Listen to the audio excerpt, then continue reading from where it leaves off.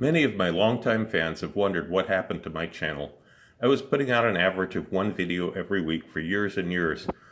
All of them had vital, important text in annotations, and then suddenly YouTube decided to delete all annotations from everyone's videos. Now I had over 300 videos with missing ingredients and directions. Although some very kind fan took on the incredible task of copying all of the missing annotations and posting the missing information in the comments section of virtually every one of my videos, but since most people don't expect to find such things in the comments, most people didn't look, and essentially my channel was dead in the water. Shortly after that, I was offered a position in nearby Helsinki to open up the most elaborate and exotic restaurant in Finland. And I was given carte blanche for the design, menu, bar, pretty much everything. This was at a time when restaurants in Helsinki were all gold mines. There was no property available. That was the problem. There was nothing I could rent. So a task of finding a location to be converted into a restaurant was on me, and this alone took months. Sparing the details of the search, finally it was settled that we would take over this massive 3-story historic building called the Navigator.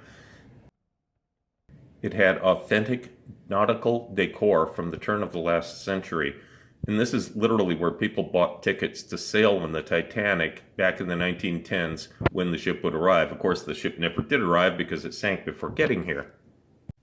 This old building had no air conditioning and was never designed to have it, so it took an entire team of engineers nearly a year and 2 million euros in design costs to figure out how to retrofit this building into a place that met the legal ventilation requirements for a restaurant.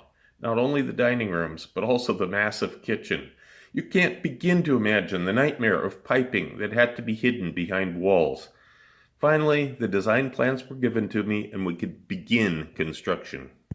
I can only compare this to having a baby that took nearly 3 years in the womb. What started as a normal-looking office building was completely gutted. Floors were ripped up, asbestos removed, and an elevator installed. A fantastic array of electrical wiring for all of the new computer-controlled colored lighting throughout had to be installed, and I haven't even began to talk about the kitchen yet. Delay after delay after delay plagued this project due primarily to Finnish holidays, a lot of them, and the general slowness of workers. What should have taken no more than a few months dragged on, and every day was costing us money. One of the big problems is that no one in Finland had ever seen or imagined anything like this. They're used to building plain Nordic office buildings and not some Disney amusement ride. Everything was alien and weird to them, and just finding workers who would even be willing to get involved was difficult. Everywhere you looked in Laava, there was something that no one had ever seen before in Finland. For example, a cavern with stalactites that dripped water into a foggy cave. And the gigantic forest mural in the same room took 2 artists 6 months to paint in microscopic detail.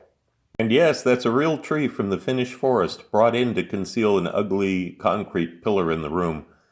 Then the shipment of plates, glasses, and other products arrived by truck and covered the floors until everything could be sorted out, and that alone took weeks. Then there was the gigantic kitchen divided into 4 parts, each one of which could have been a complete kitchen in most restaurants. Equipping it was the easy part. Getting it approved officially was a nightmare that took over 40,000 euros spent on details that made no practical difference and delayed our opening by more months. By now it had been well over 2 years, but Laava was finally ready to open. The place was something to behold, unlike anything Finns had ever seen before. A mysterious place full of history and magic. There were several rooms that you're not even seeing in this video. Across from the main bar was an original Victorian-style automaton, but with motors and lights. It was a free puzzle game for guests in which they tried to get a volcano in the background to erupt by setting the controls in the right positions that caused various motorized puppets to appear and interact. The staircase between the floors was covered by thousands of plants intertwined with twinkling fairy lights. The atmospheric and ambient music was different in every room, and the original compositions took months to produce. In one of the rooms upstairs, dubbed the Cabin in the Woods, periodically the lighting would dim and the ceiling had robotic fireflies that lit up and danced around. The original bas-relief ships that were part of the original building now had laser projections on them to make them seem to come alive. Obviously, a lot of time and work went into these details. The bar was stocked with a vast array of liquors, which is especially impressive in Finland, where liquor is tightly controlled and getting anything out of the ordinary is often nearly impossible. Keep in mind that you've just seen the highlights of years of work condensed into just a few minutes. But finally the day came when we were ready to open the doors to the public. There was a grand opening party and coverage by the Helsinki media. The kitchen ran efficiently and smoothly, which is where I was at.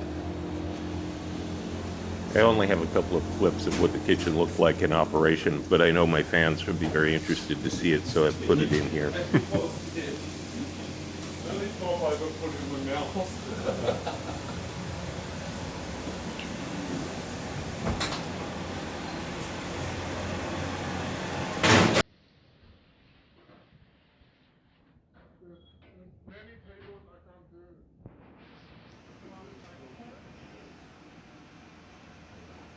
Unfortunately, there were many problems with the front of the house, but I won't go into that here. Still, the place seemed to be cursed from the start. We were way over budget due to extremely long delays at every turn for every imaginable reason. One of the electrical contractors, who was going through a difficult divorce, went crazy and cut wires behind the walls throughout Laava. That alone took weeks to replace and repair and cost nearly 20,000 euros alone. Worst of all, the hotel that was under construction across the street from us went into full-scale building 1 week before we opened, blocking off the street completely so that only the most determined of guests could find their way inside Laava. About half of our reservations didn't show up because the party couldn't get into the door. This went on for months.